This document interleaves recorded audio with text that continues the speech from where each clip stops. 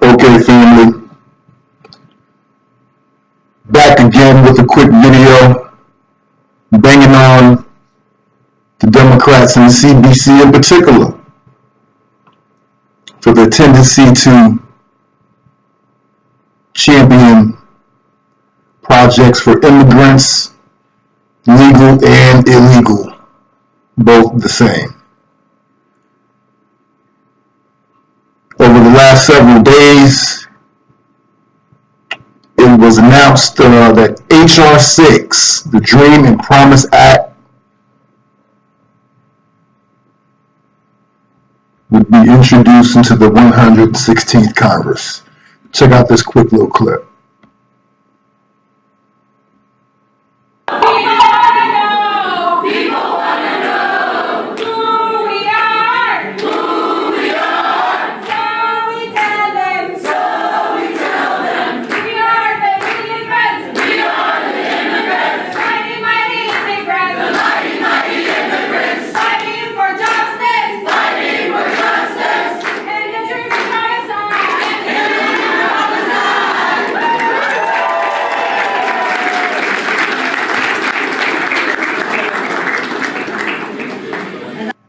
The mighty, mighty immigrants fighting for justice, and that's after having broken the law to even be here.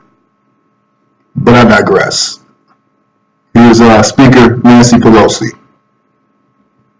I hear that coming in, as we come into this room, I think President Ronald Reagan would love to hear that. As I said during the campaign, the president I voted most was President Ronald Reagan. Ronald Reagan, in his last speech to the American people as President of the United States, talked about the Statue of Liberty and what it means to the world, that beacon of hope, and what it means to people in our country who came that way, and others who look to our country, whatever the port of entry, but as that is a symbol. And he did say, after talking about the Statue of Liberty, President Reagan said, Yvette Clarke, I believe, out of New York City. Very, very boisterous in her announcement of her support for H.R. 6. To her credit, she has signed H.R. 40. I have yet to see any public pronouncements or celebrations as of yet. But again, here's Speaker Pelosi. The vital force of America's preeminence in the world is every new generation of immigrants who come to our country. And when we fail to recognize that, America will fail to be preeminent in the world. President Ronald Reagan, the constant reinvigoration of America, newcomers. Democrats are proud to stand today with dreamers, temporary protected status folks, and deferred and forced departure holders as we take on historic steps to protect patriotic men and women who, in being here, in the wisdom of Ronald Reagan, make America more American. Every day since the president cruelly ended DACA and gutted TPS and DED, courageous Americans like Jessica and Heather, who were here ago, have spoken out with great dignity and great eloquence, and they have made a difference. Let us also salute Congresswoman Lucille Valhalla for her work with Dreamers, the godmother of the DREAM Act. Congresswoman Vivian Velasquez is chair of the Hispanic Caucus when we passed the DREAM Act, and we were in the majority before. I know that we would be joined by Mr. Chicano, Mark Chicano, of the Congressional Asian Pacific American Caucus, as well as Yvette Clarke of the Congressional Black Caucus, the Tri-Caucus. Sometimes I call them the Tri-Caucus. The Tri-Caucus members who have taken the lead on recognizing the vitality of America and their newcomers. I also want to acknowledge Dean Phillips, a new member from Minnesota, who's been a leader on the DED issue as well. So, again, as we salute our colleagues for their leadership, let's recognize that in the election, the American people elected a new Democratic House majority that would advance progress for all Americans. And for all Americans. Progress for all Americans, Speaker Pelosi. Illegal immigrants, no matter how they came to be here, are not Americans. They're not citizens. I don't care whether they came on a work visa and overstayed. I don't care whether they hopped over the border on one leg with a pole vault. They're still illegal. They're not American citizens. Why should they take preeminence over any actions benefiting the American citizens? H.R. 6, introduced on March 12, 2019, the 116th Congress, to authorize the cancellation of removal and adjustment of status of certain aliens and for other purposes. Very vague, but it's basically saying we want a pathway to citizenship for illegal immigrants.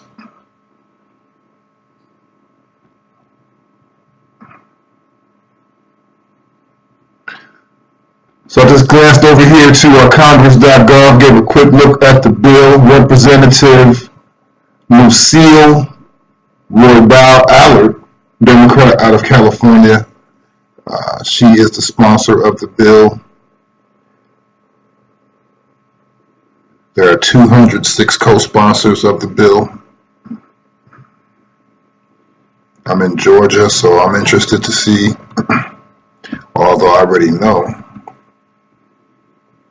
which of my representatives have signed on to sponsor this bill.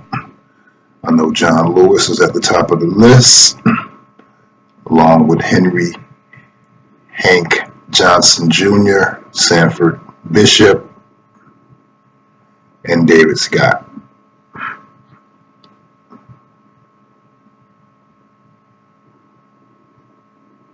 No delay. So I was just juxtaposing the pomp and circumstance in which H.R. 6 was announced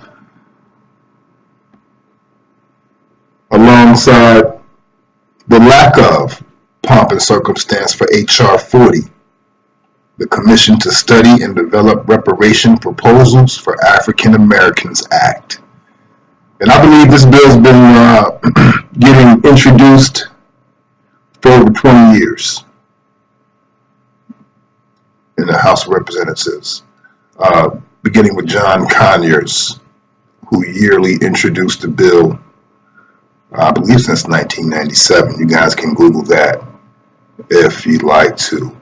But I've never seen any pomp and circumstance associated with H.R. 40, which is simply a commission to study and to develop reparation proposals for African Americans. And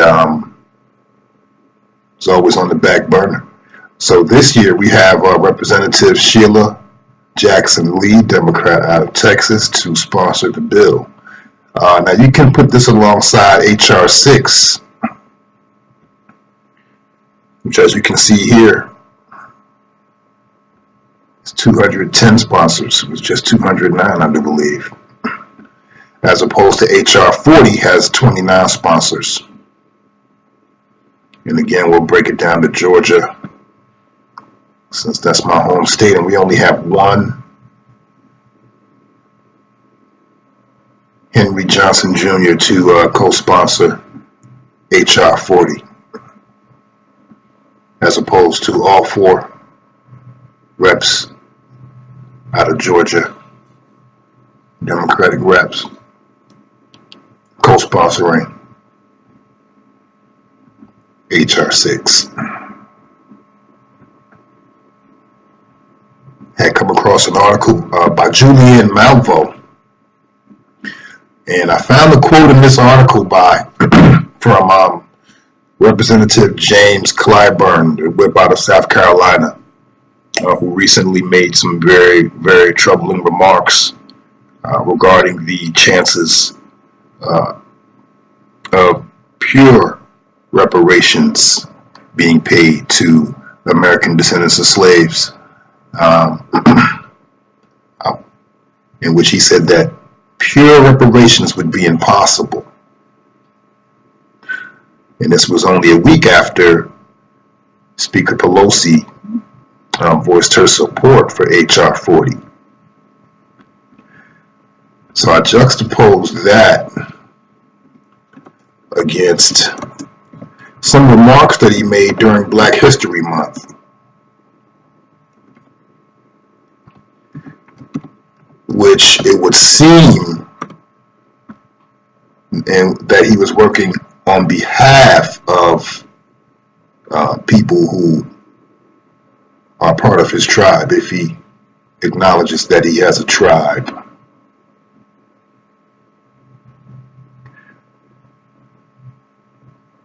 So it was very telling in retrospect to note that he said here, Julianne Malveaux asked the question, what does the Congressional Black Caucus do? And it takes Majority Whip James Clyburn to make it understandable.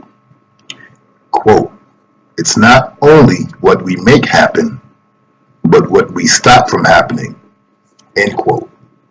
Clyburn told a standing room only crowd at the Congressional Black Caucus Foundation's Black History Month celebration on February 26.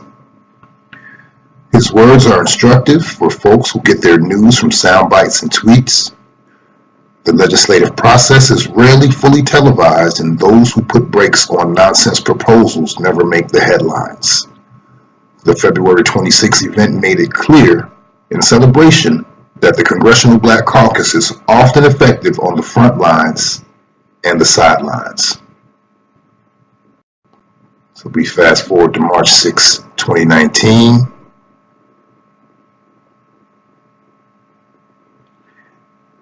According to The Hill, Clyburn, a South Carolina Democrat, who also happens to be the highest-ranking African-American congressman, says he thinks pure reparations would be impossible to implement and believes that giving any sort of tax incentives to developers who work in low-income neighborhoods is just smoke and mirrors.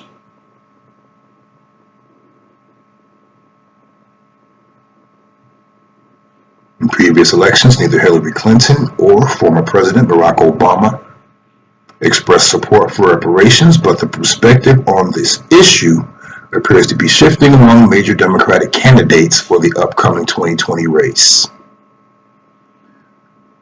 We have Kamala Harris, Elizabeth Warren, Julian Castro. They failed to mention Marianne Williamson. I think it's Marianne Williamson.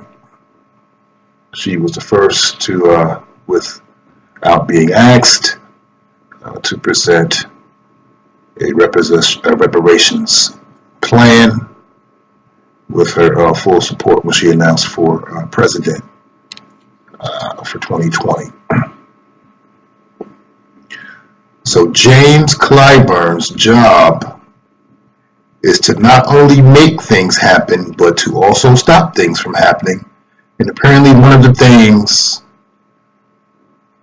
he is tasked with stopping is reparations for American descendants of slaves, H.R. 40, and any other actions that come across his table, which may move us further towards our goal of restorative justice.